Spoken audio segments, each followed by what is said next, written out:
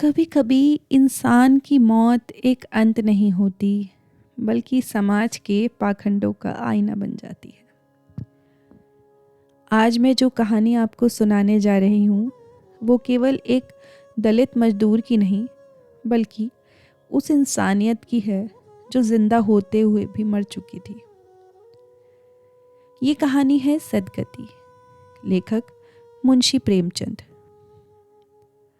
दुखी, नाम तो दुखी है ही, और उसकी जिंदगी उससे भी ज्यादा दुखों से भरी।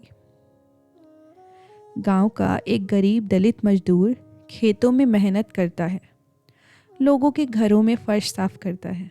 लेकिन आज उसके मन में एक उम्मीद है। बेटी की शादी जो तय हुई है, लेकिन शादी से पहले मुहूर्त निकलवाना भी तो जरूरी है। गांव में यही रिवाज है। वो अपनी पत्नी झुरिया से कहता है, देख झुरिया, पंडित जी से मुहूर्त निकलवाना है। बेटी है, उसकी शादी बिना मुहूर्त के आखिर कैसे करें?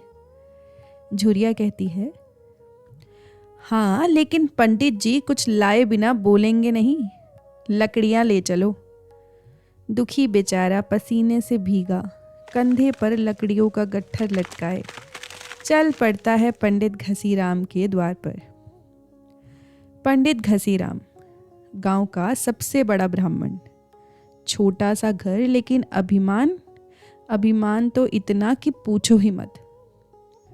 दुखी को देखते ही आंखें सिकोड़ कर बोला, क्यों रे, क्या चाहिए? दुखी बड़ी नम्रता से बोला, पंडित जी, बेटी की शादी है, एक मुहूर्त चाहिए था। पंडित बोला, अच्छा, मुहूर्त तो निकाल ही देंगे, लेकिन पहले तू थोड़ा काम कर। लकड़ी काटनी है, तेरा शरीर है तो काम के लिए ही। जा, जंगल जा और काट ला। दुखी को लगा बस थोड़ा सा काम है, अगर इससे मेरे बेटे की शादी हो जाती है तो ठीक ही है। गर्मियों की तेज धूप, पसीना, धूल और जंगल की चुप्पी। दुखी पेड़ के नीचे लकड़ियां काटता है। उसके हाथ कांप रहे हैं, पेट में एक अन्न का दाना भी नहीं, पर दिल में सपना है। शादी होगी, ढोल बजेगा, मेरी बिटिया दुल्हन बनेगी। 1, 2, 3 लकड़ियां कटती गई और फिर सन्नाटा। दुखी मर गया था। किसी की बेटी का पिता इस दुनिया को छोड़कर चला गया था। किसी की मेहनत करने वाला मजदूर बस मर गया था। शाम तक जब दुखी वापस नहीं लौटा, झुरिया दौड़ती हुई पंडित के पास पहुंची। पंडित जी, दुखी अभी तक भी नहीं लौटा, कहीं कुछ हो तो नहीं गया? पंडित के चेहरे पर घबराहट और डर था, लेकिन पछतावा बिल्कुल नहीं। डर सिर्फ इस बात का था कि अगर गांव वालों को पता चला तो वो क्या कहेंगे। वो कुछ गांव वालों को लेकर जंगल गया और वहां उसे दुखी की लाश मिली। मुंह खुला हुआ, हाथ में कुल्हाड़ी और आंखें आसमान की ओर। अब सवाल था, क्या करें इस लाश का? दलित है, कोई ब्राह्मण छू भी नहीं सकता, और दुखी के अपने लोग इतने गरीब कि कुछ कर ही नहीं सकते। पंडित ने कहा, जल्दी से कहीं एक कोने में आग लगा दो, इसका क्या नियम विधान?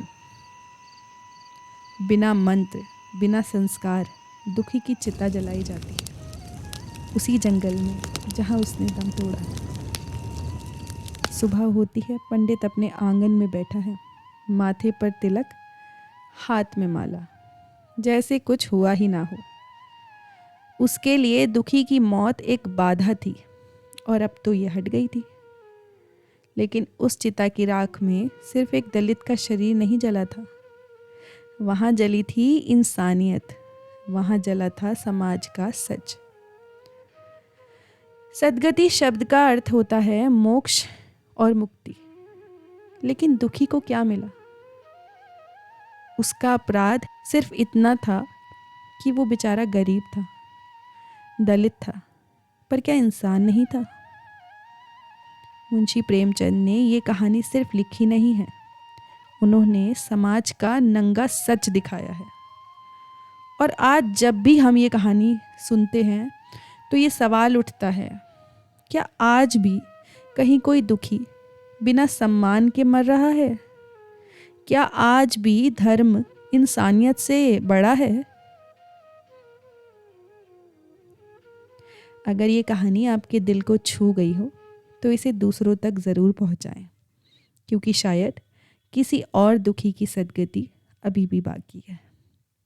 Thank you for listening.